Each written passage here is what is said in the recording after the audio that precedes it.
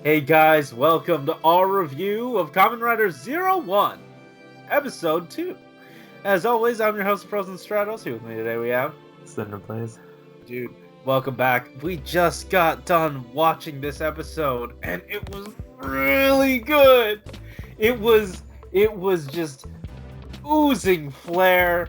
The shots, the angles were also visually pleasing.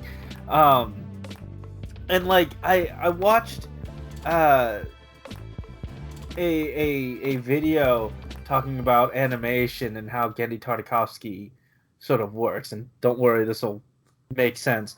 And he makes them in a way where there are very strong poses, like that sort of keep the I guess viewers' attention, like really strong poses in each fight scene, in each action scene.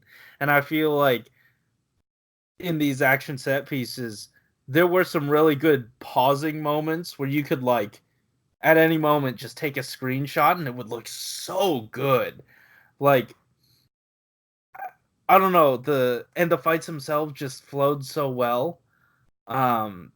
Every scene had more than one purpose. I don't know, man. This episode 2, it was so packed with like a bunch of stuff, and I'm just like looking through the episode right now, and like one thing that I'm just like noticing right off the bat, just like the sets for this series are just like really good in comparison to what we have had before. And like the lighting just kind of just like works. It feels like a very futuristic like setting, like an advanced, technology company. And then they got onto Exade's rooftop. And then you're like, oh wait. It's all the same set. Like honestly, it's like, you can't fool me there. And like when they go into like his like office and you see it's like whose layer was it? We just discussed set? Oh yeah, it was build set where they had like the place where they made the bottles and all that stuff. It's like they repurposed a lot of stuff, but it still looks really nice and really clean. Dude, the thing he like the thing that looked like where they manufactured the bottles, it kind of, I mean, I haven't seen them in a while, but like I watched this Gundam video where they like, they made the plastic model kits and it looked like that. It had like the same colors, had the same sort of shape, a box. That's not hard. But I don't know, I thought that was really neat. I don't know if it was like an intentional nod since, Bandai is their overlord, but I thought it was neat.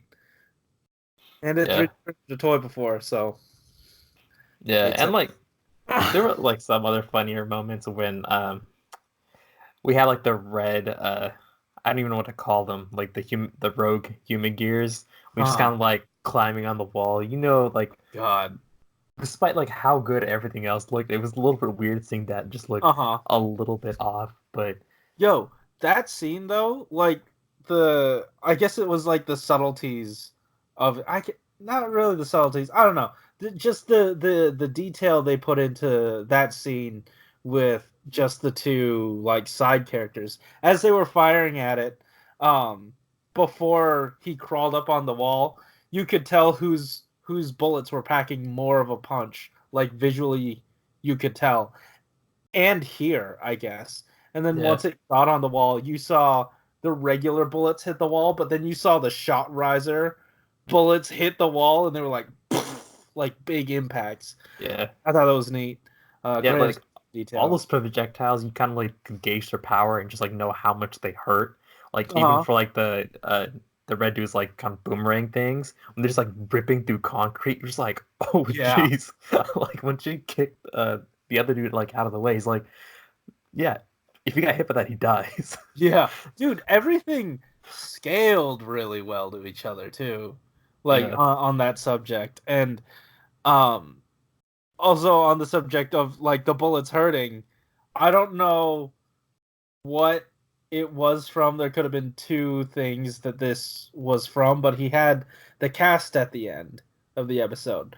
Was that from when he punched the bullet in the air to transform? No, that was the other arm, I think. Oh, that was his left hand. Yeah. So was that the one that like opened it?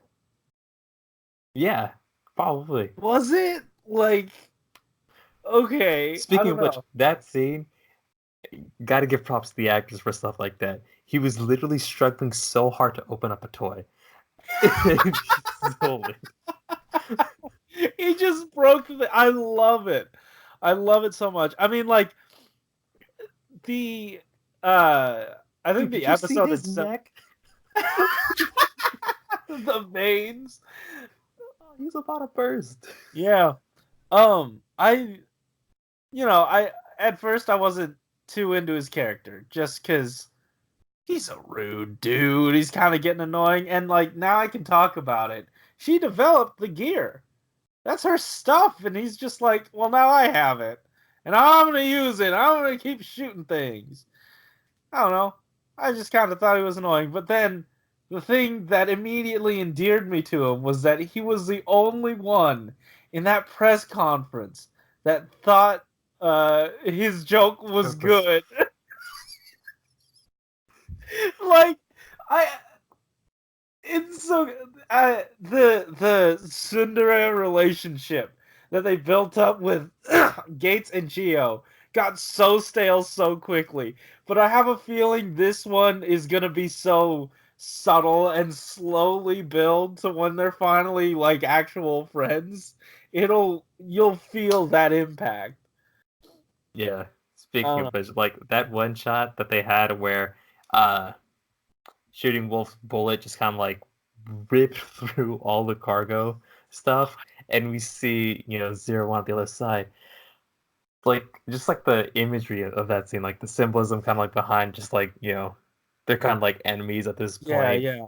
Even like the contrast between their scenes, like one's like Human Gear's like the dreams of humanity. He's like they're just like our enemy. Speaking of which, his backstory was very fitting. I'm glad that they have like two opposing like perspectives on like the same incident, right? It Yeah. was like when the Human Gears kind of go insane and stuff. Mm. Maybe something happened like on the Human Gear side that Shooting Wolf doesn't really know about, and like vice versa for him, he doesn't know that Mm. the things went berserk.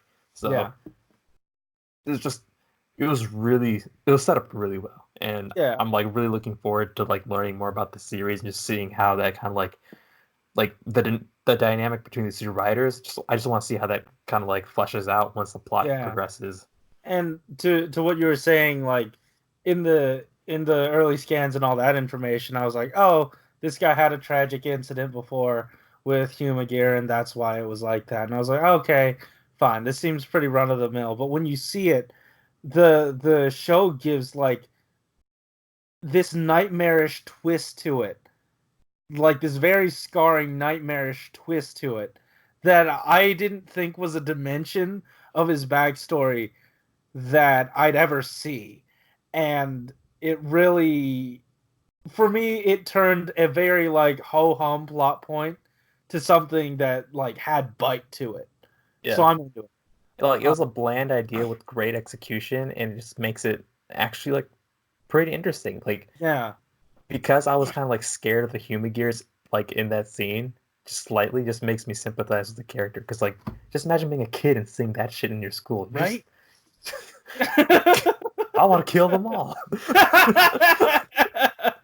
No, yeah, absolutely traumatizing. I can understand why, and like I immediately got it, like on a visceral level. Yeah, That I don't know. It's weird. This show is able to like get so many. I don't know. Like I'm able to connect with these characters so easily with this show yeah, that I don't know. And again, you know, since this is the same was it writer as Xaid, we do have a base level to compare, and it's like the way the way he like attempted to endear characters to us there didn't work for me, but here I don't know, it's like people loved it, so I don't know if he learned anything from it, but I'm sure like he perfected his craft, and now it like really he's really making these characters work. yeah, I'm loving it. yeah. Yeah.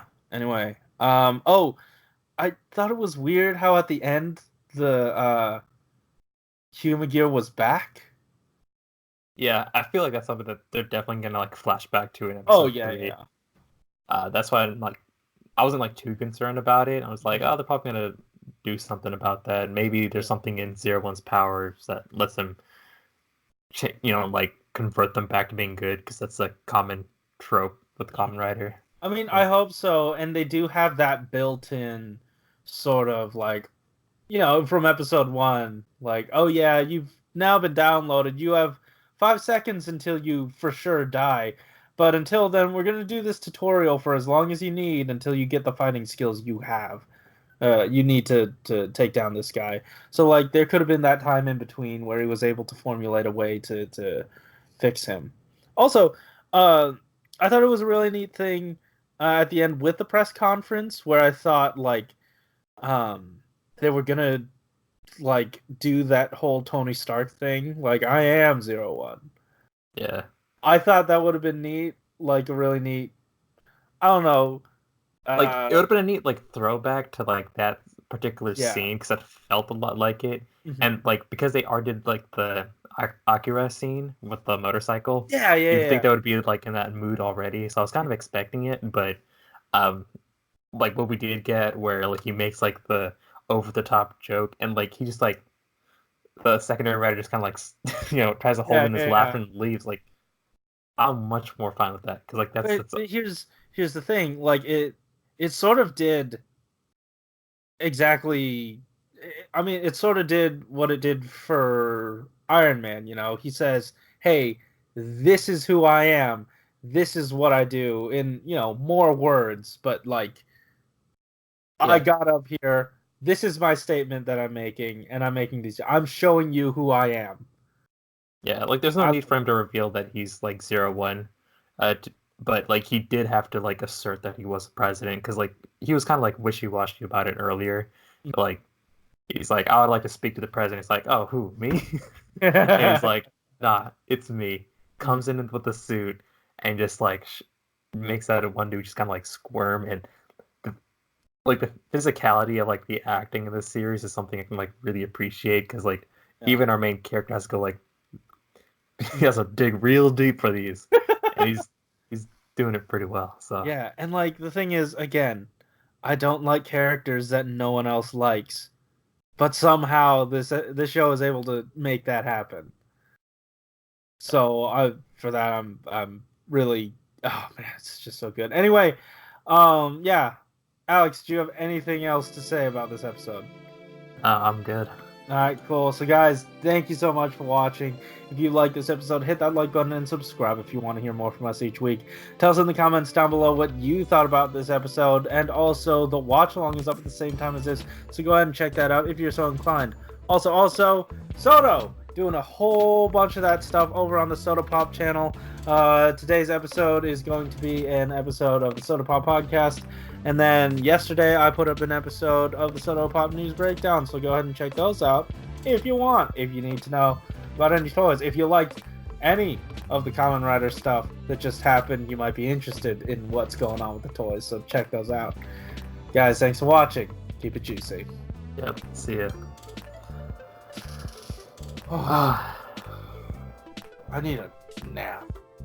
Yeah, I have to go to sleep, because I have to wake up in like 4.5 hours. But What? 5? I have to wake up at 5:30. I have to leave my house at like 6:30ish.